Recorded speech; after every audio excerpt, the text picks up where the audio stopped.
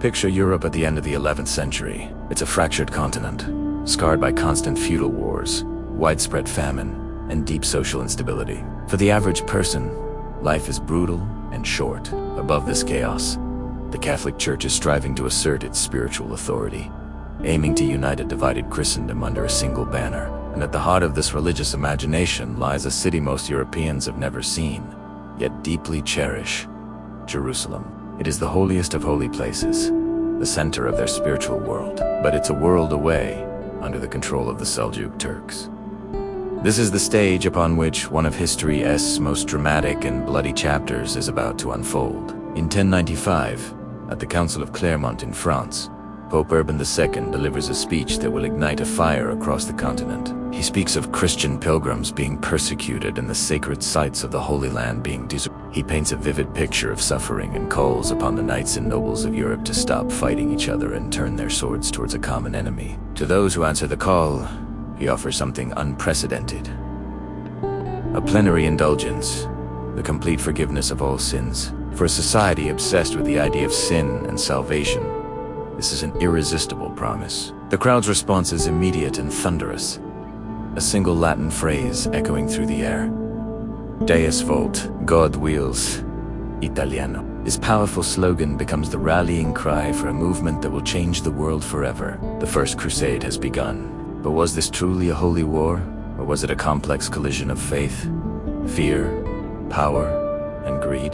The Pope's call spread like wildfire, but not just among the knights he had addressed. It reached the common folk peasants, artisans, and the poor who were desperate for a way out of their grim reality. Inspired by charismatic preachers like Peter the Hermit, tens of thousands of ordinary people dropped everything, stitched crosses onto their clothes, and began a long, chaotic march eastward. This was the People's Crusade, a disorganized, ill-equipped wave of humanity fueled by pure religious zeal. They had no real military leadership, no supply lines, and no understanding of the immense journey ahead. Their fervor often boiled over into violence long before they reached the Holy Land. Tragically, Jewish communities along the Rhine Valley became their first victims. Crusaders, claiming these communities were the enemies of Christ at home, carried out brutal massacres, extorting money and forcing conversions. Was this religious devotion, or a terrifying form of collective hysteria and mob violence? When this untrained force finally reached Anatolia, they were swiftly and decisively crushed by the Seljuk Turks. It was a tragic prelude to the main event. While the People's Crusade met its grim end, the real military force was just getting organized. This was the Prince's Crusade, led by some of the most powerful nobles in Europe. Figures like Godfrey of Raymond of Toulouse and Bohemond of Taranto. These were seasoned commanders, leading armies of professional knights, infantry, and support staff. Unlike the common folk, these leaders had their own ambitions. They sought not only salvation, but also land, wealth, and power in the East. Their journey was a logistical marvel, but also a political minefield. The different Crusader armies were rivals as much as they were allies. Each leader wanted to carve out his own territory. Their first major challenge was dealing with the Byzantine Empire, based in Constantinople. The Emperor, Alexios I, had initially asked the Pope for a few mercenary knights to help fight the Turks.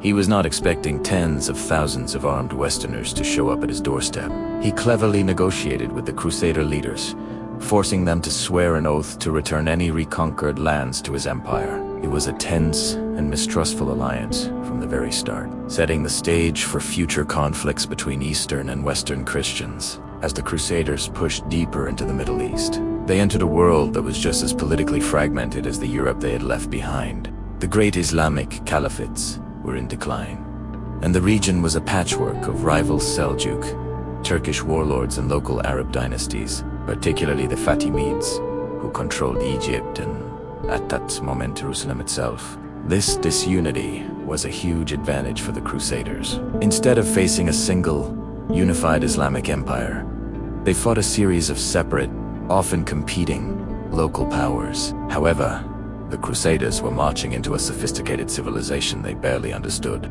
Their arrival was seen by many locals not as a holy war, but as a brutal invasion by foreign barbarians. While the concept of jihad, or holy struggle, existed in Islam, the Crusaders' particular brand of religiously motivated warfare was a shock.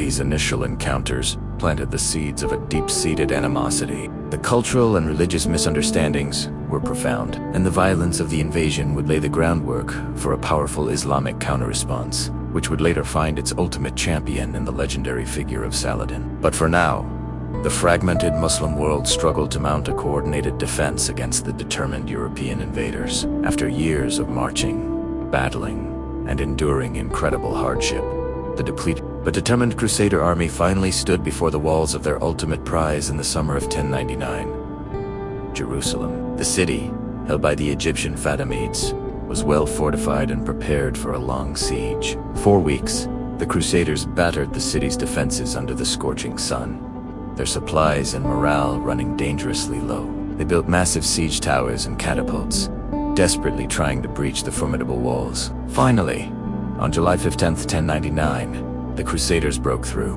What followed is one of the most debated and horrifying events in medieval history. Eyewitness accounts, both Christian and Muslim, describe a terrible massacre. Crusaders, swept up in a frenzy of religious ecstasy and bloodlust after years of struggle, are said to have killed indiscriminately. Chronicles speak of the streets running red with blood, with men, women, and children slaughtered in mosques, synagogues, and their own homes. While some modern historians argue these accounts might be exaggerated, the consensus is that the capture of Jerusalem was an act of extreme violence. For the Crusaders, it was the glorious liberation of Christ's city, the fulfillment of their sacred vow. But for the city's inhabitants, Muslims and Jews, Al-Aqsa was a catastrophe. A city drowned in blood. The sacred goal had been achieved, but at a terrifying cost. The cross now flew over Jerusalem, but its shadow would stretch for centuries.